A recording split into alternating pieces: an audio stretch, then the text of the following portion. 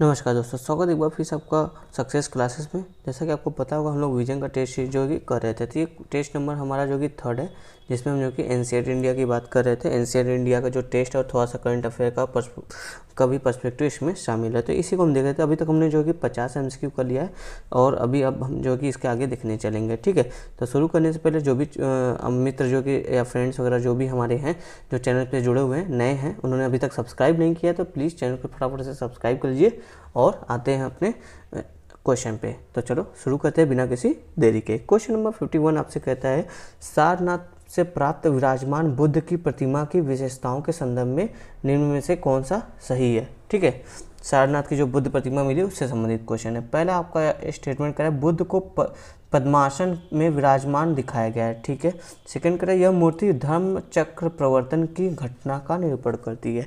तो आपको पता होना चाहिए धर्म चक्र प्रवर्तन क्या होता है, तभी आप इस स्टेटमेंट को समझ पाएंगे। देखिए, तो आपसे सही आंसर पूछे, ऑप्शन है केवल एक, बी है केवल दो, सी है दोनों, डी है कोई नहीं। तो देखो, जो पहला स्टेटमेंट है ना, ये जो सारनाथ में जो बुद्ध की प्रतिमा पाई गई है, ये बिल्कुल सही है कि वो पद्मासन में विराजमान दिखाया गया है। ठीक है, पद्मासन उसमें दिखाया गया है कि पद्मासन के आसन में वो उनको दिखाया गया है। ठीक है, और दूसरा जो ये करा कि यह मूर्ति जो कि धर्म चक्र प्रवर्तन की घटना, जी हाँ, धर्म चक्र प्रवर्तन का मतलब क्या होता है, जो कि बुद्ध ने अपना पहला उपदेश दिया था तो उसको क्या कहा गया, धम्म चक्र प्रवर्तन। तो आपको पता होगा बुद्ध ने जो कि पहला अपना उपदेश कहाँ दिया था, सारनाथ से ही दिया था। और इस सारनाथ की प्रतिमा की बात कर रहे हैं तो इस आधार पर आपका सेकंड स्टेटमेंट भी सही है।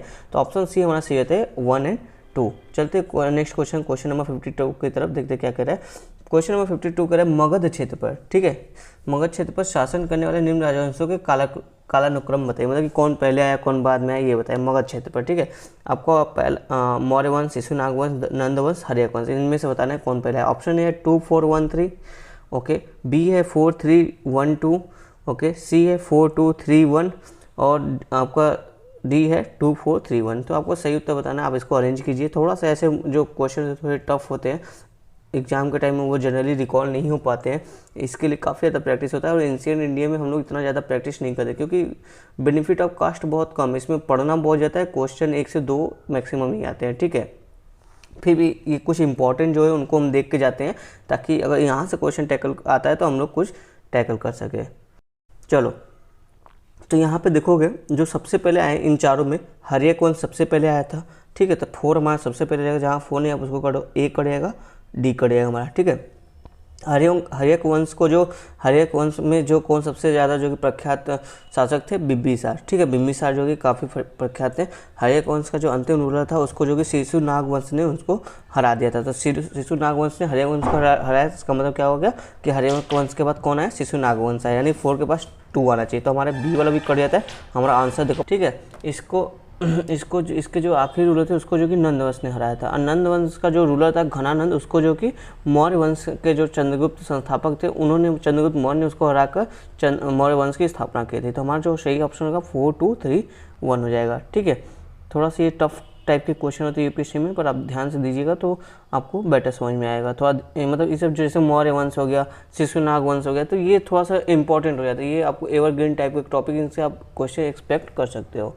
चलो क्वेश्चन नंबर 53 की तरफ चलते हैं। क्वेश्चन नंबर 53 हमारा क्या कहता है, सिंधु घाटी सभ्यता के संबंध में बात करें कि सिंधु घाटी सभ्यता के मुहरों के संदर्भ में आपको बताना है। पहला स्टेटमेंट कह रहा है, मुहरें मुख्यतः वाणिज्यिक उद्देश्य के लिए निर्मित की गई थी। ओके, सेकंड कह रहा है, मुहरें अधिकांशतः हाथी दांत से निर्मित थे। ओके, थर्ड आपसे कह रहा है, पत्रिक मुहर चित्रात्मक लिपि में उत्कीर्णित थी। मतलब मुहरों पे जो कि कुछ न कुछ आकृति बनी हुई थी हर लिपि पे, हर मुहर पे। ठीक है, ऐसा ये कह रहा है थर्ड स्टेटमेंट। तो आपको सही उत्तर बताना है। ऑप्शन ए है आपका 1 और 3, बी है 2 और 3, सी है केवल 1। ठीक है, तो चलिए देखते हैं इसमें कौन सा सही है। तो देखिए, इसका जो पहला स्टेटमेंट कह रहा है कि मुख्यतः जो कि वाणिज्यिक उद्देश्य के लिए जो कि मुहरे होते थे, जी हाँ बिल्कुल सही कह रहा है। एक वाला ऑप्शन हमारा सही है, तो ऑप्शन बी हमारा यहाँ पे कट जाता है। ठीक है, एक सेकंड, बी वाला वहाँ ऑप्शन कर जाता है, एक वाला सही है। सेकंड देखो यहाँ पे बोला अधिकांशतः हाथी दांत से निर्मित थी मोहरें। जी नहीं, ऐसा नहीं था। अधिकांशतः मोहरें जो कि आपको धातु पत्थर इस पर निर्मित था। हाथी दांत से भी निर्मित कुछ मोहरें थी जो, लेकिन वो जो कि बहुत कम थी, बहुत ज़्यादा नहीं थे। टेराकोटा के मोहरें थे, आपका एगेट का मोहरें थी, स्टेराइट का मोहरें था, फाइंस चर्ट इस टाइप के कुछ मतलब कुछ थे मोहरे, इन सब चीज़ का मोहरे था। और हाथी दांत का भी पाया गया पर बहुत कम थे, लेकिन अधिकांशता नहीं थे। तो दो भी हमारा स्टेटमेंट गलत हो जाता है, तो जहाँ दो आप वो कर दो। ऑप्शन डी, ऑप्शन बी हमारा कट जाता है। अब देखो यहाँ पे बोला है प्रत्येक मुहर चित्रात्मक लिपि में उत्कीर्णित है। जी हाँ, बिल्कुल सही है। जितने भी वहाँ पे मुहर थे कुछ ना कुछ ऐसे देखो, ऐसे ये कुछ आयताकार का मुहर होता था, उस पर कुछ ना कुछ ऐसे पिक्टोग्राफी टाइप का कुछ ना कुछ लिखा होता था, जिसको आज तक पढ़ा नहीं गया कि क्या उसमें लिखा गया, इसको अभी तक नहीं पढ़ा जा सका है। खैर जब पढ़ा जाएगा तो और भी जो कि सिंधु घाटी सभ्यता की बहुत सी बातें सामने आएंगी। तो इस आधार पर आप देखोगे जो हमारा ऑप्शन ए है वो सही होता है, 1 और 3। ठीक है, सेकेंड वाला गलत है। आगे चलते हैं नेक्स्ट क्वेश्चन की तरफ। Question number 54। क्वेश्चन नंबर 54 देखो क्या कहता है आपसे, कब, ये करंट अफेयर क्वेश्चन है। कभी कभी सुर्खियों में रहा लास्ट ग्लेशियल मैक्सिमम शब्द संदर्भित करता है। जो लास्ट ग्लेशियल मैक्सिमम शब्द है आपको पता नहीं क्या है। ऑप्शन ए है आपका पिछले हिमयुग के दौरान सबसे निकटतम समय जब बर्फ की परतों का विस्तार सर्वाधिक था। ओके। बी कह रहा है अंटार्कटिका में विगत शीत ऋतु में अवलोकित बर्फ की परत का सर्वाधिक विस्तार। ओके। सी कह रहा है हिमयुग के दौरान सर्वाधिक संख्या में प्रजातियों और जैव विविधता का अस्तित्व। ओके। डी कह रहा है हिमयुग के दौरान प्राप्त निम्नतम वैश्विक तापमान। ओके। तो ये देखो ये करंट का आपका क्वेश्चन है, अगर आपको पता है तो पता है, नहीं पता तो आप इसमें कुछ नहीं करें। अगर मैं तो आपको सजेस्ट करूँगा कि ऐसे कुछ स्टेटमेंट आ जाए करंट का जो आपको नहीं पता है, आपने कभी भी नहीं सुना है, तो ट्राई करिए थोड़ा सा लॉजिक एंड सेंस लगाने का। फिर भी अगर आप आंसर की तरफ नहीं जा पा रहे हो, लॉजिक अपना सेंस लगा के कॉमन सेंस यूज करके, तो आप ऐसे बेटर ऐसे क्वेश्चन को आप छोड़ दो, तुक्का मत लगाओ, क्योंकि तुक्का लगाओगे तो आप माइनस मार्किंग लेके आओगे उसके साथ साथ। ठीक है, तो बेटर है आप इसको स्किप करिएगा। तो ऐसे क्वेश्चन का देखो, इसका जो सही आंसर मैं आपको बता दूँ, ऑप्शन ए है। जो लास्ट ग्लेशियल मैक्सिमम वर्ड है ये, जो कि पिछले हिमयुग के दौरान जो सबसे निकटतम समय जब बर्फ की परतों का सर्वाधिक विस्तार हो गया था, तब उस टाइम पीरियड को कहा जाता था। ठीक है, चलो क्वेश्चन नंबर 55 की तरफ देखते हैं। क्वेश्चन नंबर 55 आपका द्रविड़ शैली से संबंधित कुछ मंदिरों के उपविभाजन के समानांतर किया जाता है। ठीक है, 55 कह रहा है कि द्रविड़ शैली के मंदिरों का उपविभाजन समानता किस आधार पर किया था। ये आधार पूछा कि किस आधार पर जो कि द्रविड़ शैली के मंदिरों को हम बांटते हैं 3-4 प्रकार में। ठीक है, तो पहला ऑप्शन कह रहा है कि सूर्य के संबंध में दिशा के आधार पे। ओके। बी कह रहा है गोपुरम के आकार पे। ठीक है। सी कह रहा है विमान के आधार पे। डी कह रहा है प्रयुक्त सामग्री के आधार पे।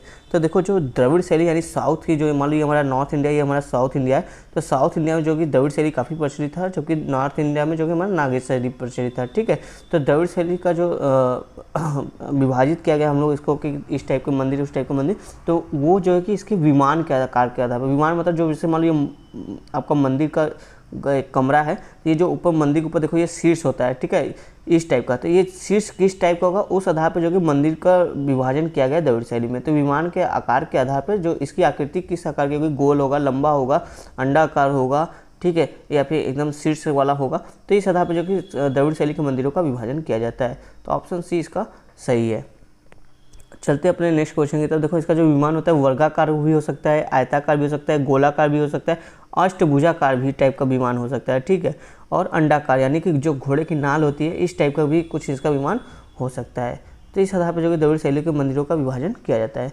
आगे देखो क्वेश्चन नंबर 56 आपका ये फिर करंट से आ गया। कीटाणु शोधन टावर, एक टावर है जिसको क्या बोलते हैं यूवी ब्लास्टर। ये ध्यान रखना, यूवी हो सकता है आपसे सीधे एग्जाम में आ जाए, UV blaster sometimes seen in news. ये क्या है, तो आपको 4-5 स्टेटमेंट दे दो तो आपको पता चाहिए ये क्या है, कीटाणु शोधन टावर है। ठीक है, इसके समय में आपको बात करनी, कुछ स्टेटमेंट दिया उस पर विचार करना है। पहला स्टेटमेंट करा, यह मॉल और विमानपत्तनों जैसे लोगों की अधिक आवाजाही वाले स्थानों पर कीटाणु शोधन के लिए उपयुक्त कीटाणु शोधन टावर है। क्या ये सही बात है? दूसरा कह रहा है इसे DRDO द्वारा विकसित किया गया। क्या ये सही है? आपको सही ऑप्शन बताना है। तो देखो ये दोनों स्टेटमेंट बिल्कुल सही है। जी हाँ, जो यूवी ब्लास्टर जो कि DRDO द्वारा बनाया गया, और यह जो कि मेन आपका जो मॉल है, विमानपत्तन, जहाँ पर अधिक भीड़ भाड़ वाली जगह होती है वहाँ पर इसको लगाया जाता है, ताकि आसपास के जो भी मतलब कीटाणु वगैरह ज़्यादा हो रहे हैं तो वो उनको नष्ट कर सकता है यूवी रेज के थ्रू। ठीक है, ये रहा 56 हमारा क्वेश्चन। क्वेश्चन नंबर 57 देखते हैं। देखो आपसे सही कदम पूछा है। पहला स्टेटमेंट करें, राष्ट्रकूट तेलुगु और कन्नड़ कवियों के महान संरचक थे। ओके, और सेकंड कह रहा है अपभ्रंश कवि स्वयंभू राष्ट्रकूट दरबार के कवि थे। ओके, देखो इसमें से आपको सही उत्तर चुनना है। ऑप्शन ए केवल एक, बी है केवल दो, सी है दोनों, डी है कोई नहीं। तो अब देखो पहला स्टेटमेंट जो है ना कि राष्ट्रकूट तेलुगु और कन्नड़ कवियों के महान संरक्षक हैं, जी हाँ बिल्कुल सही है। ये स्टेटमेंट आपका बिल्कुल सही है कि इसके साथ साथ देखो इन्होंने सिर्फ कन्नड़ के ही नहीं और जो जैसे संस्कृत था, ठीक है, संस्कृत प्राकृत भाषा तेलुगु भाषा इनके भी ये संरक्षक थे। और सिर्फ राष्ट्रकूट ही नहीं थे, इस टाइम के पीरियड में जो भी आए, जैसे राष्ट्रकूट आए, चालुक्य आपके आए, होयसल आए, इन सभी ने जो कि इनको संरक्षक दिया था। और राष्ट्रकूट के समय में जो कि ये जो आपका कन्नड़ साहित्य होता है, कन्नड़ लैंग्वेज होता है, ये जो कि आपका जो कि साहित्यिक भाषा बन गई थी, ठीक है, उस टाइम काफ़ी ज़्यादा इसका प्रचलन था। तो और ये तो आपका स्टेटमेंट 1 सही है। और सेकेंड देखो अपभ्रंश कवि स्वयंभू जो हैं वो राष्ट्रकूट के दरबार कवि थे, जी हाँ बिल्कुल सही है। ऑप्शन सी, ये दोनों जो कि आपका एनसीईआरटी से उठाया गया सीधा सीधा स्टेटमेंट है। तो क्लास 11 की जो तमिलनाडु की एनसीईआरटी है उससे ही उठाया गया, तो ऑप्शन सी इसका सही आंसर हो जाता है। ठीक है, चलते क्वेश्चन नंबर 58 की तरफ। क्वेश्चन नंबर 58 देखो, कह रहा है निम्न में से कौन सा साहित्यिक स्रोत वेदांत का मूल पाठ है। ठीक है, वेदांत का मूल पाठ है ये आपसे पूछा। ऑप्शन है सूल सूत्र, बी है स्रोत सूत्र, सी है ब्रह्म सूत्र, डी है धर्म सूत्र। तो यहाँ पर देखो वेदांत क्या होता है, वेदांत का मतलब होता है वेदों का अंत, मतलब वेद का जब अंत हो गया, मतलब वेद जब लिखा गया सब कुछ हो गया तो उसके बाद जो आए उसकी बात हो रहा है। ठीक है, इसको देखो इसका जो मूल ग्रंथ था ना वो बादरायण ने रचित किया था, क्या नाम था उसका, ब्रह्मसूत्र। तो ऑप्शन सी इसका सही होता है, इसका जो मूल ग्रंथ क्या था, ब्रह्मसूत्र था। अब देखो इसमें क्या होता है, वेदांत में क्या होता है, वेदांत में ये कहा जाता है कि ब्रह्म ही सत्य है, इसके अलावा जो भी दुनिया में वो सब झूठ है, वो सब मिथ्या है। ठीक है, और ये बोलते हैं कि आत्मा ही ब्रह्म, जो मतलब इस तरह आप कहोगे हर इंसान के अंदर, हर जीव के अंदर जो कि ब्रह्म विराजमान करते हैं, और ब्रह्म ही सत्य है, बाकी सब जो कि असत्य है, ऐसा वेदांत की बातें करती है। और वेदांत जो कि कर्म के सिद्धांत की भी व्याख्या करती है, मतलब ये कर्म के सिद्धांत पर विश्वास करते हैं कि आप जैसा कर्म करोगे वैसा फल पाओगे। अब यहाँ पे देखते हैं जो सूल सूत्र है ये भी समझो क्या है, ये देखो ज्यामिति की समझ से संबंधित है, कि इसमें जो कि ज्यामिति के विषय के संबंध में बहुत सारी जानकारी दी गई है सूल सूत्र में। ठीक है, और जो आपका स्रोत सूत्र है ये जो कि राज्याभिषेक, जब राजा को राज्याभिषेक होता था तो उस विषय में इसमें विवरण रख दिया गया है। और जो धर्म सूत्र है, धर्म सूत्र जो कि राज्य और जो प्रजा है उनके बीच में कैसा संबंध है, कैसा होना चाहिए, इसके बारे में जो कि धर्म सूत्र के बारे में विवरण लिखा हुआ है। ठीक है, तो इसका सही आंसर ऑप्शन सी हो जाएगा। चलते हैं अपने नेक्स्ट क्वेश्चन नंबर 59 की तरफ। हड़प्पा नगर नियोजन के संदर्भ में निम्नलिखित कथनों में विचार करें। और आपसे पहला स्टेटमेंट कह रहा है कि हड़प्पा नगरों में बृहद पैमाने पर पत्थर के भवनों का उपयोग किया गया था। ओके, याद करिए कि आप जो भवन मिले वो पत्थर से निर्मित थे। सेकंड कह रहे नगरों में घरों की व्यवस्था अरीय यानी रेडियल पैटर्न पर स्थित थी। ठीक है, ओके।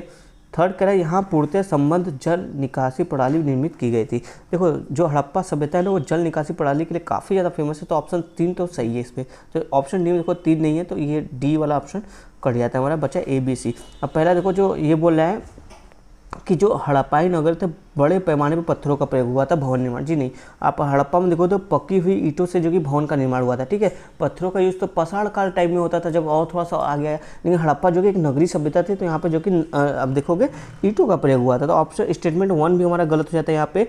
ठीक है, और 3 वाला सही है, 1 गलत है। तो आप देखो स्टेटमेंट 1 गलत है, ऑप्शन ए हमारा कट जाता है। बच्चा है सेकंड देखो बोला कि जो नगरों में जो घर थे उनकी व्यवस्था अरीय थी यानी रेडियल थी। जी नहीं, ऐसा बिल्कुल नहीं है। जो नगरों में जो घर थे वो आपका जो उनकी व्यवस्था ग्रिड पैटर्न उन्होंने अपनाया था। ग्रिड पैटर्न कहने का मतलब देखो ऐसे कुछ इस टाइप का है आपका ये जो ग्रिड है। देखो एक घर यहाँ पे होगा, एक घर यहाँ पे होगा, एक घर यहाँ पे होगा, एक घर यहाँ पे होगा, एक घर यहाँ पे होगा, एक घर यहाँ पे होगा, कुछ इस तरह का पैटर्न था। ये ऐसे ही क्रम चलता रहता है, ऐसे ऐसे घर जो कि रहेंगे इस टाइप का जो कि वहाँ पे घरों का निर्माण हुआ था, ना कि रेडियल जो कि प्रतिरूप में। ठीक है, तो ये ऑप्शन हमारा देखो क्या सही हो जाता है इसमें।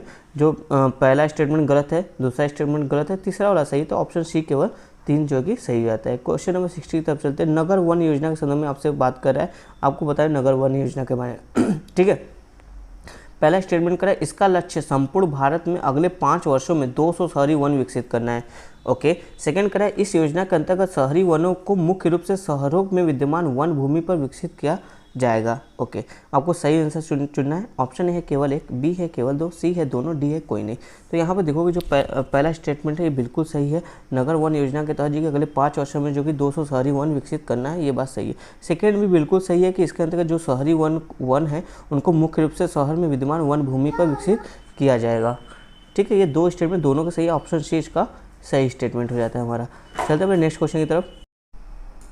क्वेश्चन नंबर 61 देखते हैं। क्वेश्चन नंबर 61 आपसे देखो एक स्टेटमेंट दिया, आपको बताना है ये किसके बारे में, या जो रचना है वो किसकी रचना है, मतलब कौन सी रचना है। ठीक है, मेघदूत है कि मुद्रा अच्छा से कि मृच्छकटिका में कि मालविका अग्निमित्र में, राइट।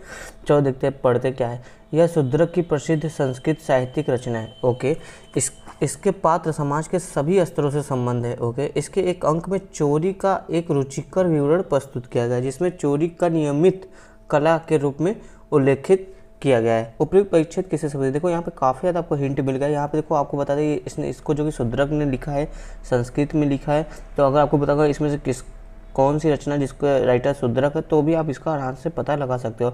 और इसका सबसे बड़ा हिंट है, जो इस स्टोरी का मेन जो थीम था जिसके इर्द गिर्द पूरी स्टोरी घूमती है, वो चोरी का एक घटना है, उसी के ऊपर जो कि पूरी स्टोरी जो कि घूमती है।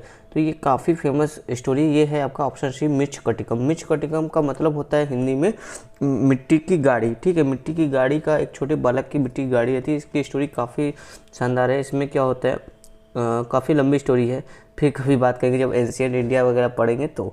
ठीक है, तो ये अभी समझिए कि ये जो कि शूद्रक ने ही लिखा था मृच्छकटिकम को। अगर आपको पता होता कि शूद्रक मृच्छकटिकम का रचिता शूद्रक है, तो भी आप इसका आंसर निकाल लेते हैं। ठीक है, तो चलो देखते हैं अपने नेक्स्ट क्वेश्चन की। तो क्वेश्चन नंबर 62 क्या कहता है हमसे।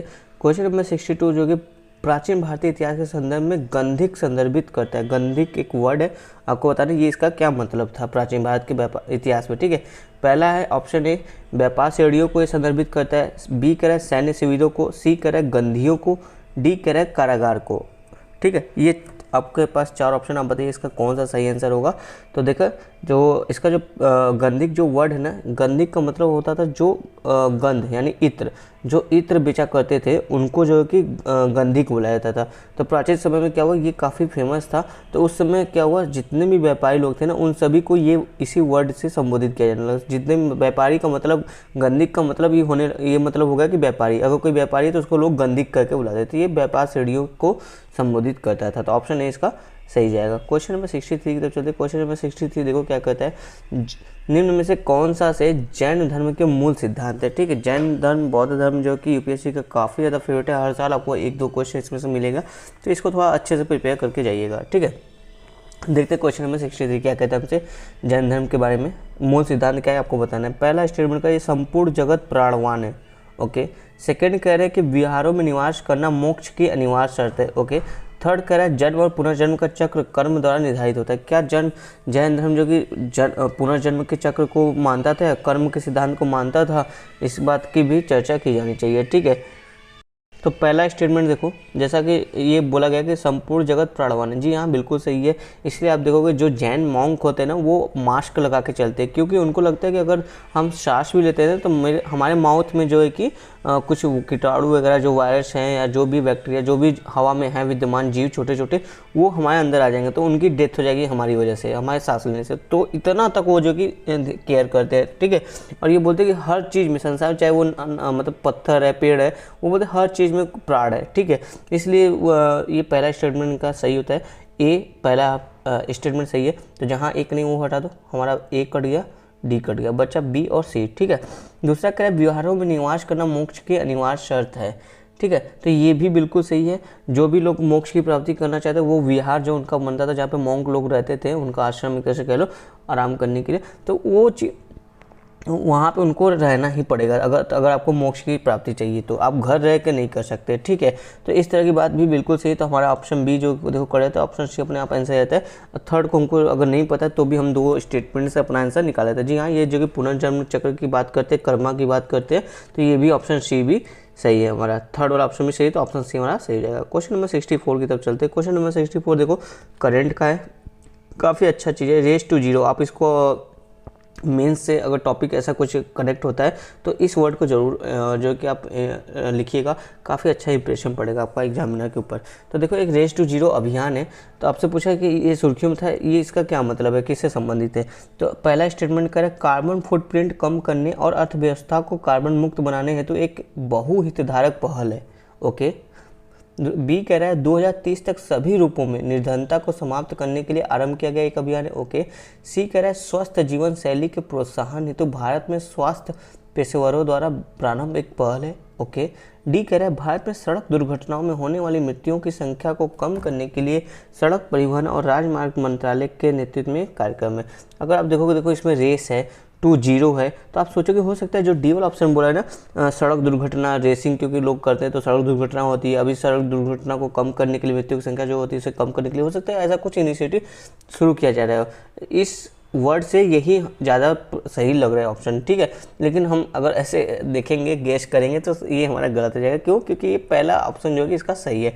रेस टू जीरो का मतलब यही है, जो इनिशिएटिव है ये कार्बन फुटप्रिंट को कम करने और अर्थव्यवस्था को कार्बन मुक्त बनाने हेतु एक बहुहितधारक पहल है। जी हाँ, जो आपका 2019 में पेरिस क्लाइमेट एक्शन हुआ था, समिट हुआ था, उसमें जो कि चिली के प्रेसिडेंट द्वारा इसको जो कि चालू किया गया था, इस अभियान को शुरू किया गया था। इसमें देखो करीब 120 देशों ने पार्टिसिपेट किया है।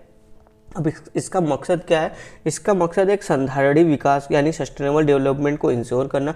जो कार्बन उत्सर्जन है हमको जो COP26 जब तक होगा तब तक जो कि कार्बन एमिशन मतलब जो कि उद्योगों से हो रहा है, ठीक है, इंडस्ट्री लेड हो रहा है, जो इंडस्ट्री के जरिए जो हो रहा है इकोनॉमी में, मतलब जो कि कार्बन उत्सर्जन हो रहा है, तो ऐसे इकोनॉमी को हमको कार्बन शून्य इकोनॉमी बनाना है, ठीक है, ताकि ऐसे इंडस्ट्री को प्रमोट करना जो कार्बन को कम करते, कार्बन उत्सर्जन नहीं करते हैं उनको प्रमोट करना, जो हैवी कार्बन उत्सर्जन करते हैं उनको डी प्रमोट करना, ठीक है, ठीक है, इस तरह की बात ये करते हैं। तो ये आप देख लो ऑप्शन ए आपका सही है। हो सकता है कल को ये आ जाए कि रेस टू जीरो के बारे में पूरा स्टेटमेंट ये वाला दे, फिर बोलते ये रेस टू जीरो, फिर पूछे किससे या कहाँ शुरू हुआ था। तो ये पेरिस क्लाइमेट 2019 का जो था समिट, उसमें शुरू किया गया था चिली के राष्ट्रपति के द्वारा, ठीक है, ये ध्यान रखिएगा आप लोग।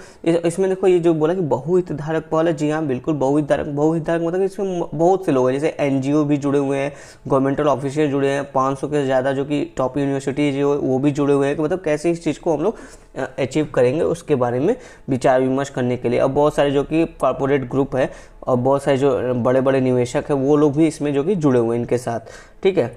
लगभग 400 से प्लस शहरों में जो कि ये इनिशिएटिव को अभी को ध्यान में रखा गया, टारगेट किया गया और उसमें जो कि इसको चलाने की शुरू की जा रही है। तो इस तरह की कुछ बात थी रेस टू जीरो को। अगर मेंस का आपका पॉल्यूशन से संबंधित कोई टॉपिक आता है तो वहाँ पे आप इसको कोट कीजिएगा, काफ़ी अच्छा इंप्रेशन पड़ेगा एग्जामिनर के ऊपर, ठीक है, अच्छे नंबर आपको एक्स्ट्रा हो सकता है 1-2 मार्क्स मिल जाए। चलिए देखते हैं नेक्स्ट क्वेश्चन नंबर सुर्खियों में रही शेषनाग ट्रेन। देखो ये तो मैंने भी नहीं सुना था, जब मैं इसका क्वेश्चन आंसर कर रहा था तो मैंने कहा ये भाई कौन सा ट्रेन आ गया शेषनाग ट्रेन, ठीक है। अब देखो ये करंट का था, मैंने तो पढ़ा नहीं कहीं न्यूज़ वगैरह में, फिर भी तो ये क्या है, ये आप देखो आपका ऑप्शन ए जो सही है बिल्कुल सही है। भारतीय रेलवे द्वारा चलित अब तक की सबसे लंबी ट्रेन है। अब मैंने इसको गूगल किया तो आपको पता है ये जो कि 2.8 किलोमीटर लंबी ट्रेन है, ठीक है, लगभग। ये एक मालवाहक ट्रेन है, ऐसा नहीं कि पैसेंजर के लिए, माल ढोने के लिए है। ये भारत की सबसे बड़ी ट्रेन है और इसकी लंबाई 2.8 किलोमीटर, लगभग 3 किलोमीटर लंबी तो ये ट्रेन ही है बस। अगर किसी फाटक पे कोई गाड़ी रुकी है, फाटक बंद है, तो इसके निकलने तक तो एक नींद आराम से जो कि गाड़ी में बैठे लोग ले लेंगे, ठीक है। चलो ये तो आप इसको गूगल कीजिएगा, इसको देखिएगा, वीडियो काफ़ी आपको इंटरेस्टिंग लगेगा। शेषनाग ट्रेन काफ़ी अच्छी अचीवमेंट है हम लोग की, कि हम लोग ने जो कि बहुत बड़ा ट्रेन भी बना लिया है। ये लगभग आप देखोगे 4 ट्रेनों की लंबाई से भी ज़्यादा लंबा है, ठीक है। चलो और आगे चलते क्वेश्चन नंबर 66 की तरफ। क्वेश्चन नंबर 66 कह रहा है आपका महाजनपद काल में कराधान प्रणाली के संदर्भ में आपको निम्न कथनों पर विचार करना है। ओके, महाजनपद काल में जो टैक्स लगता था, टैक्स सिस्टम था, उसके बारे में बात कर रहा है। पहला स्टेटमेंट आपसे कहता है भुगतान केवल वस्तु के रूप में किया जाता था क्योंकि इस अवधि में सिक्कों का उपयोग पूर्णतः प्रचलित नहीं था।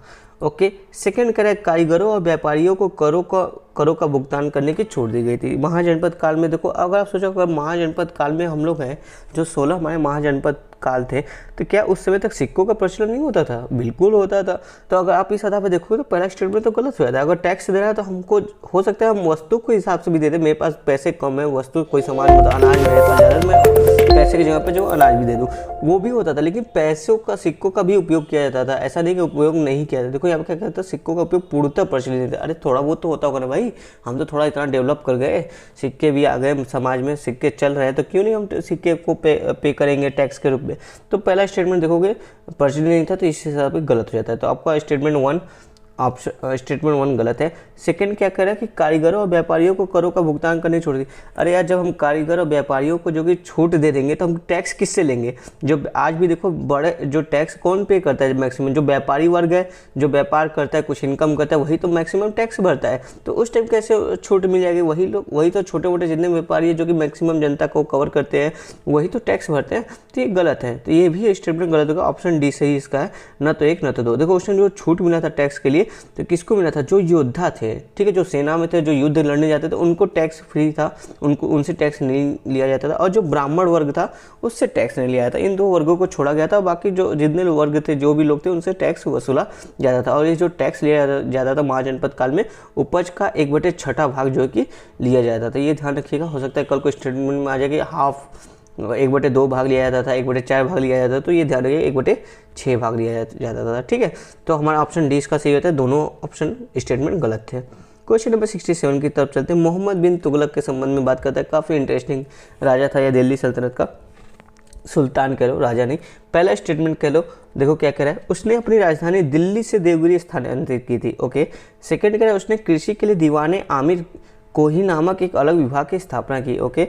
थर्ड करें, महान सूफी संत शेख निजामुद्दीन औलिया उसके समकालीन थे। ओके। ये 3 तरह की बात करें, पूछा आपसे कौन सा सही है? ऑप्शन ए है 1 2 3, बी है 2 एंड 3, सी है 1 एंड 3, डी है 1 एंड 2।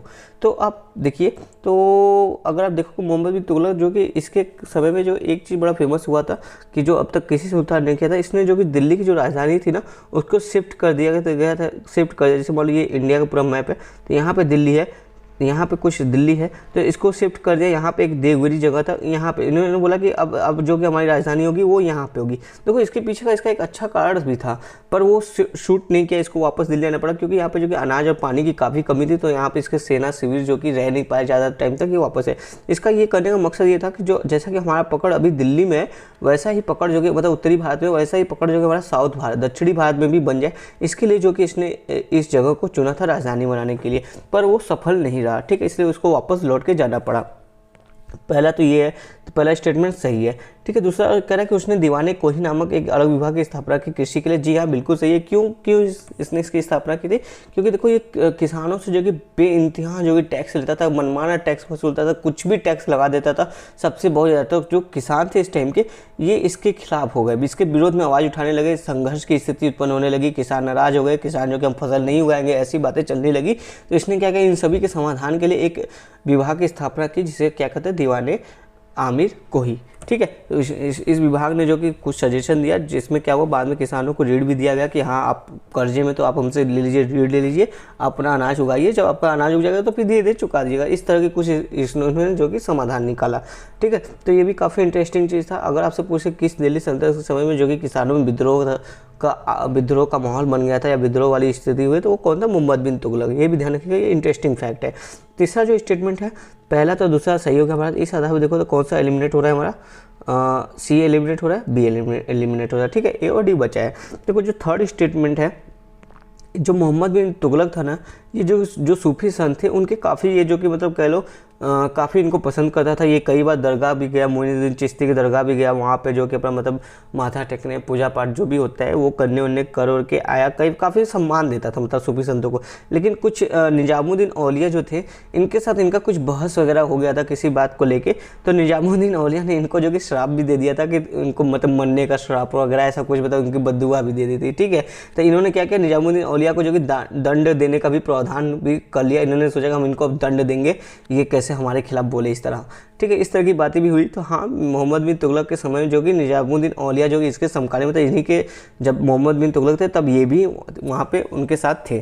तो ये भी हमारा स्टेटमेंट सही। तो ऑप्शन मेरा देखो ए सही हो जाता है कि 1 2 3।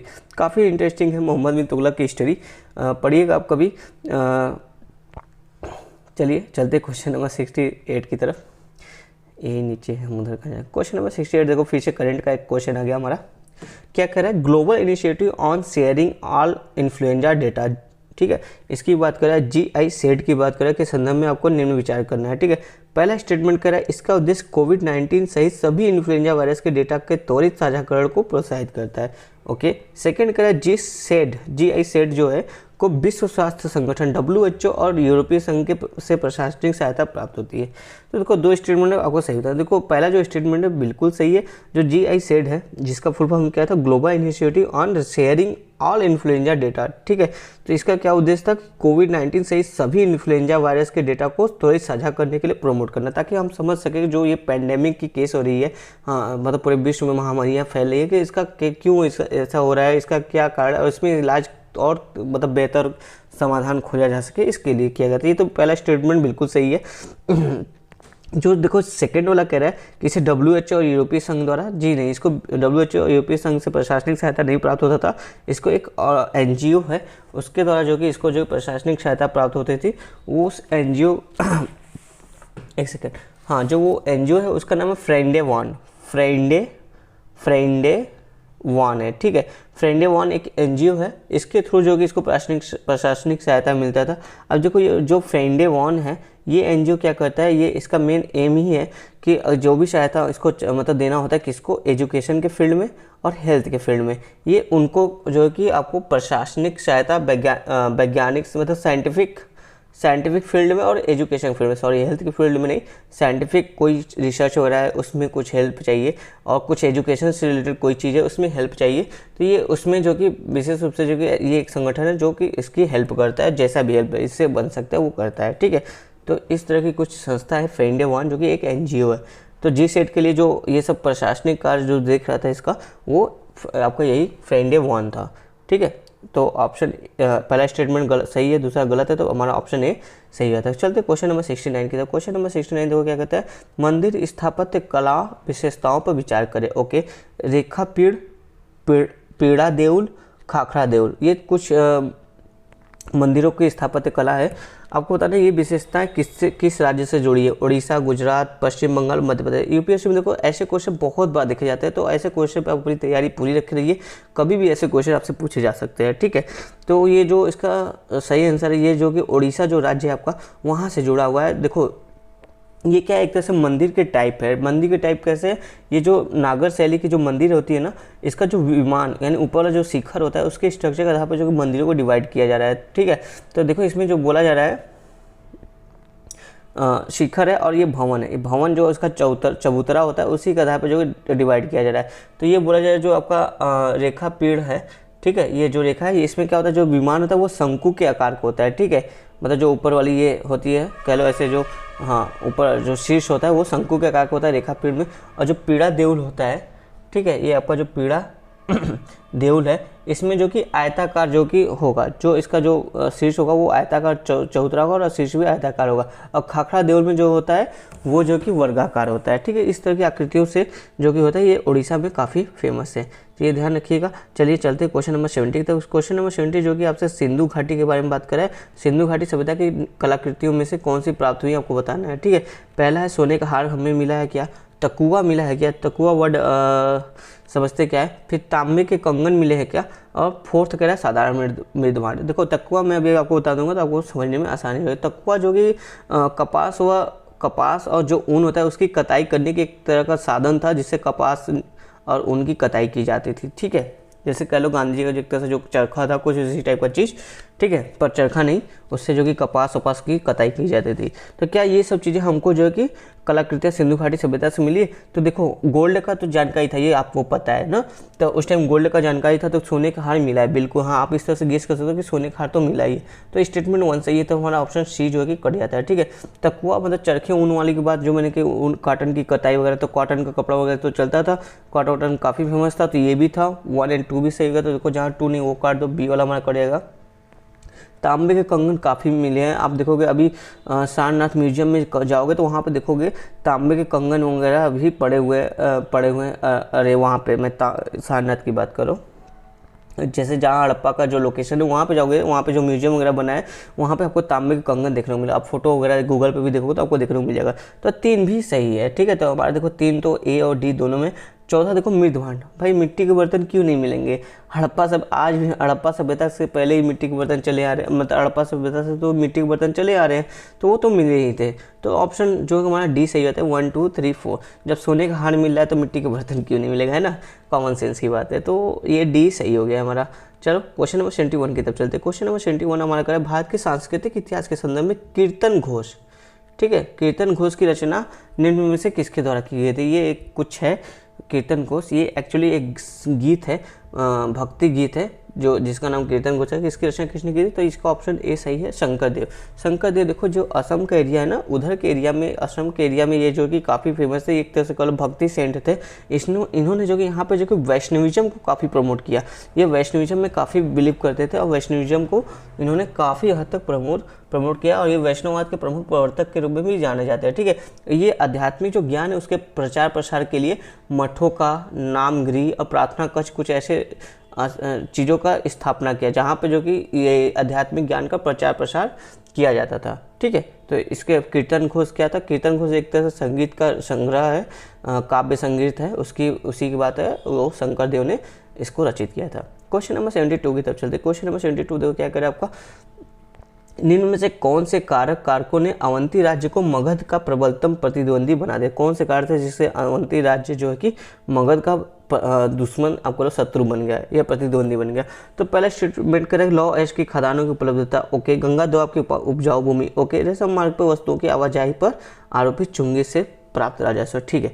ये देखो आप गेस कर सकते हो, अगर आप गेस करोगे जो अवंती था ना, वो आज का जो आपका मालवा का रीजन है, मालवा वाला जो क्षेत्र है इधर सेंटर में विंध्यान के एरिया के पास, तो वहाँ पे कहीं सिचुएटेड था।